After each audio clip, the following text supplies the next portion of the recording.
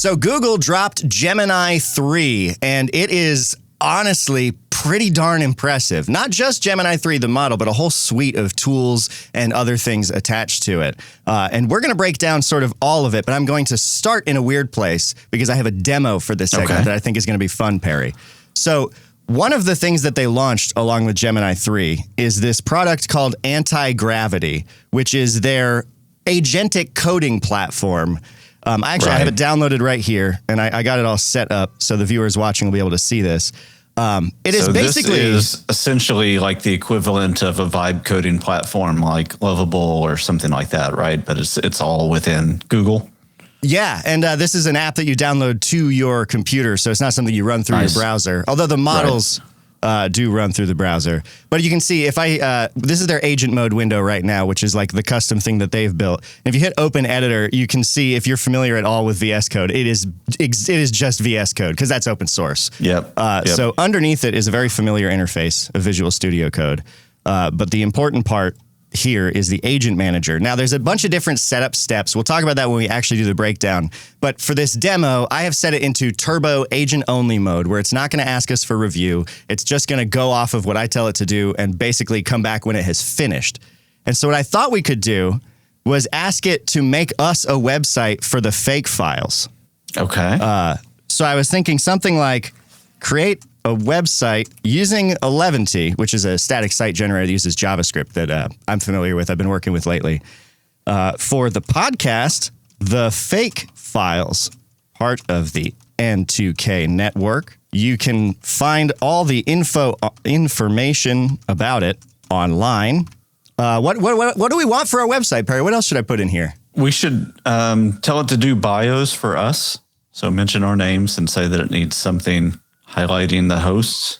Okay. Make sure there are bios for Perry and Mason.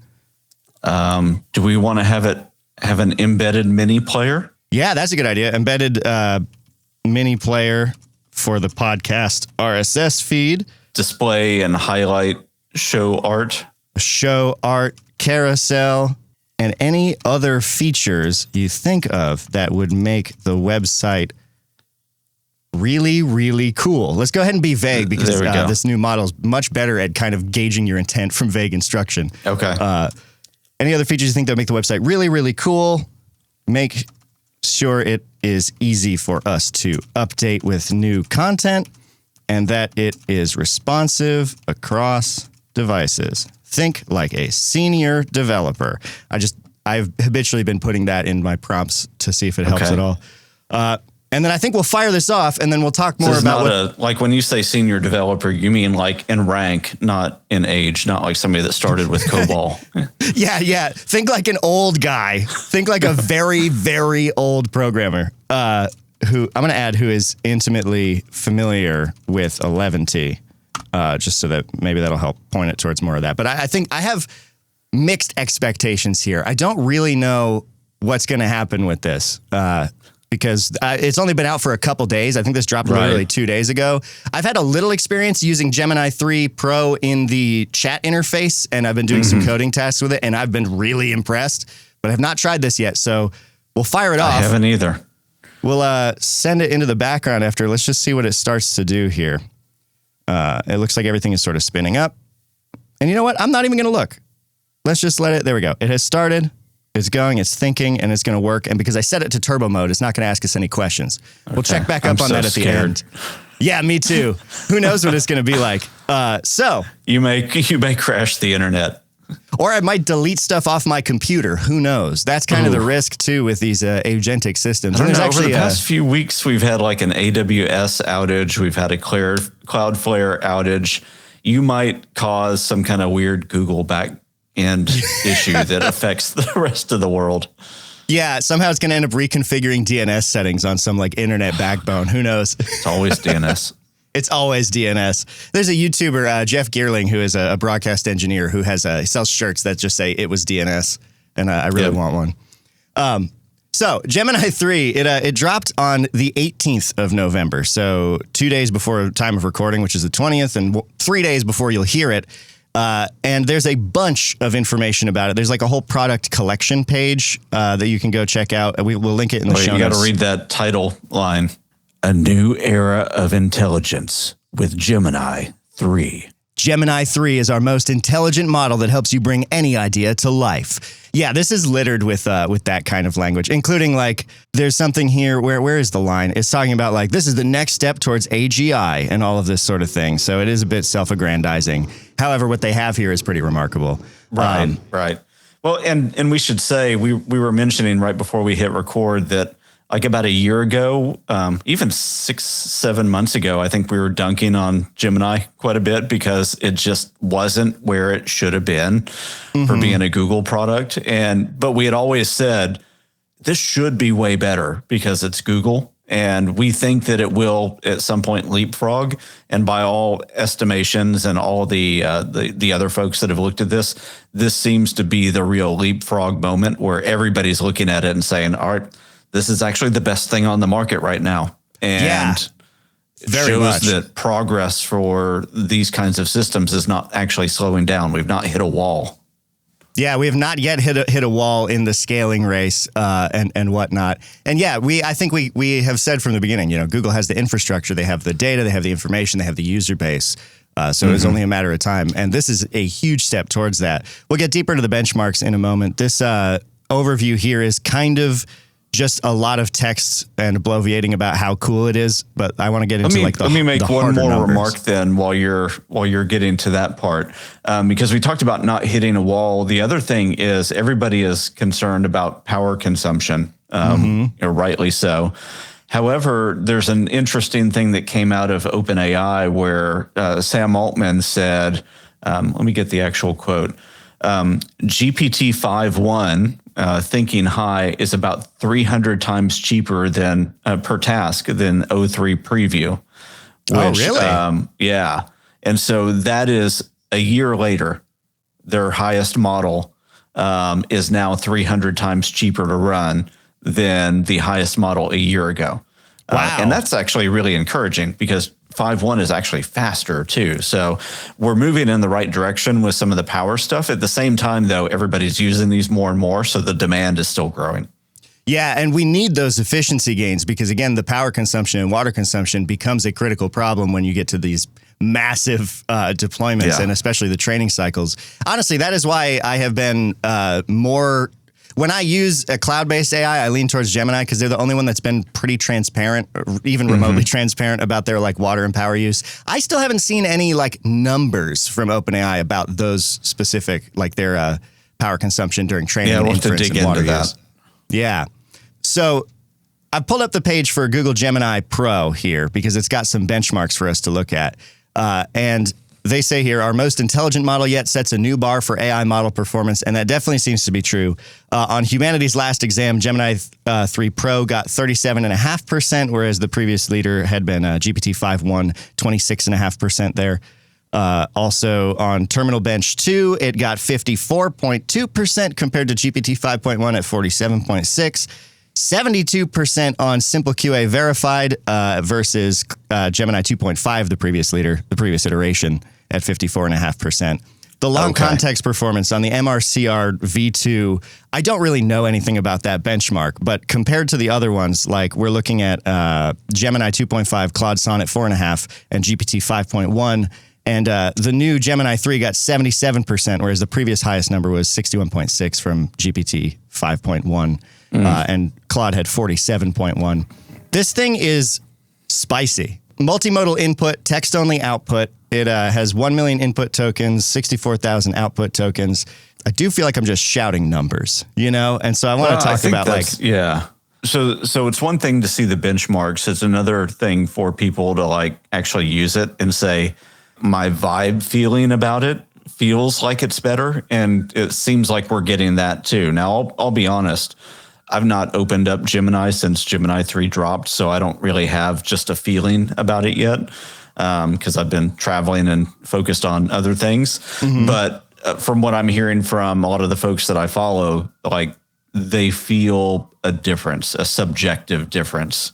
There absolutely is. I felt it in the brief time I've been using it. And I looked up, I like to go to Reddit to see what people are saying because, Reddit's full of some of the meanest and bluntest people you'll find on the internet.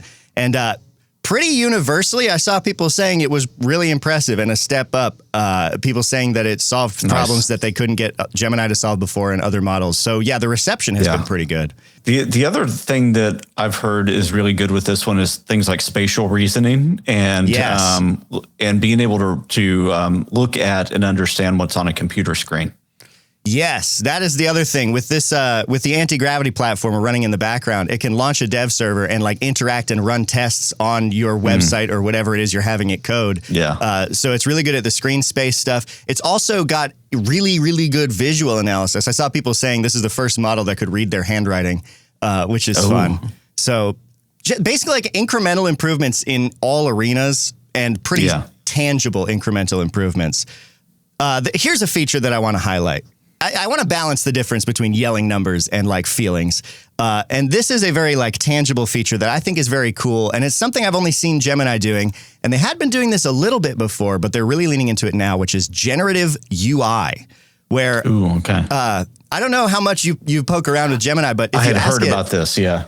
Before I had it, I asked it to make me a quiz about skeletons or like a quiz about bones. It was for a silly Halloween thing. And it presented me this like interactive multiple choice quiz with all of these things. And I thought, oh, that's neat. It like made a little layout and UI. And they've really leaned into that now where different prompts will elicit the model to essentially immediately vibe code you a little web app to teach you or to help you. So the examples they give are like, if you ask about fractals, it could make you like this cool artistic fractal interaction thing where you can like click through and learn, or you can have a training camp for math. And so rather than like vibe coding your own sort of website, it will vibe code its own thing to communicate with you in the chat platform. Yeah.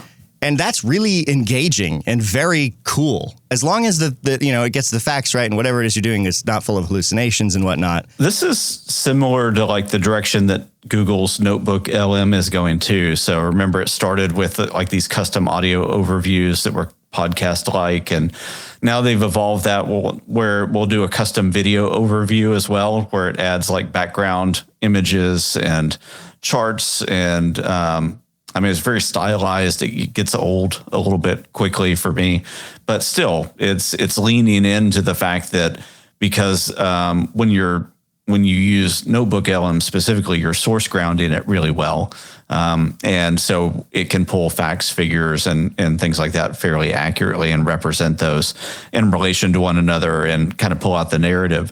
So it's leaning into that, but this one seems like it's taken that at internet scale, which is really cool. And the examples that I've seen, like the one that you got on the screen with the Van Gogh stuff, is really cool as well. You know where this is going, though. This is going to application and commerce, where you'll be able to go to a store and it will know enough about you that it will present you a custom, just for Mason, this is your storefront. Mm-hmm. And what kind of questions, what kind of things would you like to see? And let me surface those and custom build text that will appeal to you based on the nuance of language that it understands about your tastes and needs and preferences. Oh, and get ready for a wave of that on top of just like print on demand sites where it generates pictures to print on coffee mugs and crap for you and whatnot. Yep. Yeah. So like, the thing is, I guess and it's just a recurring theme in this show, is that like a very cool technology, it's immediately going to be used for the most annoying BS on the planet. But at its core, it's very, very neat. Like this, I particularly like the like learning interface. And I know that's a problem when it comes to accuracy in certain things. The knowledge that this seems to have and like the reduction in hallucinations is pretty remarkable too. I've got a blog post from Ethan Mollick that I'll touch on, but I really encourage you to check out where he talks about this. But a last note on the generative UI experience is like the fact it can make interactive little things for you as a teaching tool. That gets me really excited because primarily what I end up using these things for is learning stuff. I use it for helping me with code, but I try and do it in a way that helps teach me what the code is doing and like how to do things better and new patterns, or like to double check stuff about electrical engineering or whatever kind of projects I'm working on. And also the potential for making like visual demonstrations, because I'm working on the YouTube channel Wicked Interesting and I need to do a lot of data visualization at different times in different ways. And so something like this that could make that easier than me going into Blender and manually making every single thing. That's pretty cool. I don't know that I will do that necessarily, but the potential that is on display here is very interesting to me. And I do think that some like large companies, like I can imagine IBM or Dell, something that has all these different business divisions and all these different products. You want to have a customer experience on your website where somebody can just go in and ask a question and toggle a few preferences. And then it surfaces in the coolest way possible the information that they're asking for, like directly asking and answering their questions based on the data that you have available and the way that they ask the question. Yeah, I mean, I really think, and it seems very obvious to me, that the future is these systems we have now are an amazing interface layer between a base of knowledge, data, and information that is maybe structured for a computer or a bit of a mess and a human user, because they're a great translation layer there. And then to visualize it that way, it's so cool. Before we check on our website progress, I do want to just pull up this blog post from Ethan Mollick, because I feel like it helps put things in perspective. Because I struggle with getting too hyped or too cynical in sort of oscillating ways, where like I get very excited about something and then become more and more cynical as I see it used for more and more crappy stuff. And so I think that this post helped put that in perspective. We're not going to read the whole thing, but we'll link to it. This is from Ethan Mollick. If you don't know who that is, I'd be very surprised if you're listening to this show. Right. So he says, I've been testing Google's new Gemini 3 model. It is very good, but rather than give you benchmark numbers, I'm going to show you how far AI has come in 3 years by asking the AI to demonstrate it. He shared a tweet with Google Gemini that he made where he said, I posted about how image generating AI has gotten exponentially better in the last month. Well, a new text model was released for GPT-3 today. AI can now write rhyming poems and acrostics and limericks and explain how a candy-powered FTL drive can help me escape from otters. So that was back in 2022 when everyone was like, oh, silly. It's like those memes about writing an Applebee's commercial by training an AI on every Applebee's commercial, yada, yada. It was very nascent. So he sent that tweet to Gemini and said, show me how far AI has come since this post by doing stuff. And Gemini said, I can definitely show you the difference. The tweet you shared is blah, blah, blah, right on the cusp of the modern AI boom. To demonstrate how far we've come, I'm not just going to write about it. I've built you a fully interactive, playable, candy-powered FTL Starship simulator. In 2022, AI could describe the engine. In 2025, AI can code the engine, design the interface, and let you pilot the ship yourself. And Ethan goes on to say, indeed, it built me a tiny game where I had to use the power of candy to escape otters, featuring small poems and an ongoing set of amusing updates. Which, like, it really does. Yeah, right? It's been 3 years. And, like, the underlying technology, for all of the societal ills atop it, the underlying technology is incredible. And I just feel like that helps really illustrate it. And he talks about Antigravity, which we're going to check back in with in a moment.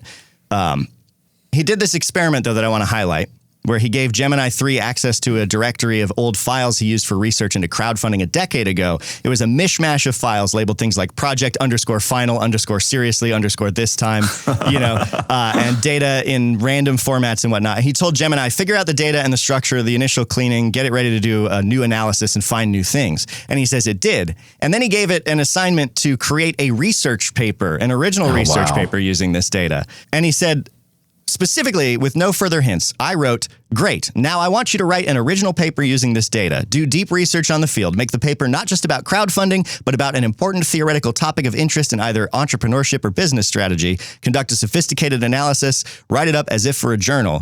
And then the AI, after a couple vague commands, he says, like, build it out more, make it better. He got a 14-page paper, and then he reviewed it, and he says, so is this PhD level intelligence?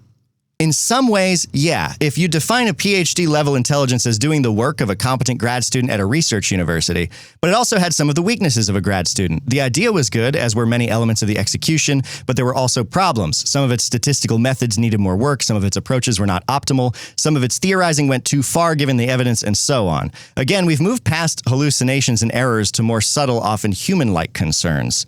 Now, obviously, this isn't universally true, but in this case, he said that it came up with like its own measure of figuring out how unique a crowdfunding idea was using natural language processing to compare its description mathematically to other descriptions and like these other kind of cool, novel angles. And most of it held some water. It was like far more impressive than just write me a limerick. And it was this very last line that made me want to share this, which was 3 years ago, we were impressed that a machine could write a poem about otters. Less than 1,000 days later, I'm debating statistical methodology with an agent that built its own research environment. The era of chatbot is turning into the era of the digital coworker. To be very clear, Gemini 3 isn't perfect and it still needs a manager who can guide and check it, but it suggests that human in the loop is evolving from human who fixes AI mistakes to human who directs AI work. And that may be the biggest change since the release of ChatGPT. Yeah. I don't agree wholly with that. I still think that like it should be a much more cooperative thing than just guiding the AI's work. But I see what he's pointing at, and I think I agree with just the scope of how impressive these changes have been. I mean, it is crazy. The other thing is, it's like no matter how good it gets, we're still frustrated with it. Like it had come out with something that would have taken us 2 or 3 days to pull together and to think through and brainstorm and like write something. We'll look at it and go, God, you're so stupid. Like, why'd you say this or think this in this paragraph? How did you mess this up based on my vague instructions that I gave you? And I was holding a coffee in the other hand. Yeah. It is really funny how we're just like always gonna, and some of that's like the brilliance that we have within our own minds and like finding connections and surfacing past contexts that we've had where we can naturally find those weak spots. But at the same time, I think we move really, really fast to like discount all of the other stuff that it's done. And we just hone in on the like, oh God, that's wrong. And I think it's partially because of the uncomfortability. Like we were so keen to to say that AI was very human-like until it became pretty close to human-like. And we got more and more reticent, started moving the goalposts further and further as to what we consider intelligence. And I think that's sociologically interesting. The other thing is, I don't know that like when we grew up with sci-fi shows like Star Trek and people would just like go, hey, computer, do this for me. Or in the Jetsons where they've got the little automated robot that takes care of their house. We never really thought in those situations about the intelligence and the social and ethical issues that came along with that. Because they were just interacting with a machine. We kind of bought into the world. And now we're having to go, oh, wait, this thing could get it right. This could get wrong. There could be an emerging intelligence in it that we don't understand that approaches some kind of consciousness. What do we do with that? Or if it's robots, are we just kind of building things that at some point could be kind of sentient and we're enslaving them? You know, what are all those things? And I'm not saying that we're at that point or anything like that, or even that it's going to be possible, but those are the ethical issues that we have to grapple with. And in those situations with those sci-fi shows, we never saw that grappling with. We just saw the cold interaction of computer, make me a cup of coffee. Or computer, help me brainstorm through this. Yeah, and I think grappling with that nuance is something that we weren't really ready for, particularly with the socioeconomic place we were in when this technology kind of came out. So I've checked back up on our website, and I realized it was sitting waiting for me to approve the overall action plan and let it run some terminal commands. So we'll let that cook in the background, and I think at the end of this episode, we can take a look at what it has cooked up. Cool. Because right now it's just here. I'll give you a quick glance at what's been going on here since this is the segment about it, and we'll clip this out for YouTube. But you should watch segment 4 if you want to see the result. So it started doing research. It created this implementation plan over on the side with just various proposed structures and things. I didn't read a single lick of this. I'm just clicking OK, accept. I guess I'll click accept even though that's been there for a while. Let's see if that's okay. I wish I could get it to auto accept. But what I am doing is inadvisable. I will say that. Another agent that just continually types in, go for it. Yeah, just like that looks for a blue button and clicks it no matter what. Yep. So we'll let that cook in the background. Agent terminated due to error. Ooh. All right, well, I'll see what's up with that. We'll move on to a break, and then we're going to jump into our next segment. What you got coming up in our next segment, Perry? Let me look at the notes and see. Paper from MIT on AI edited images and videos that can change our memories. That's right. Oh boy. Okay. Buckle up. That's on the way.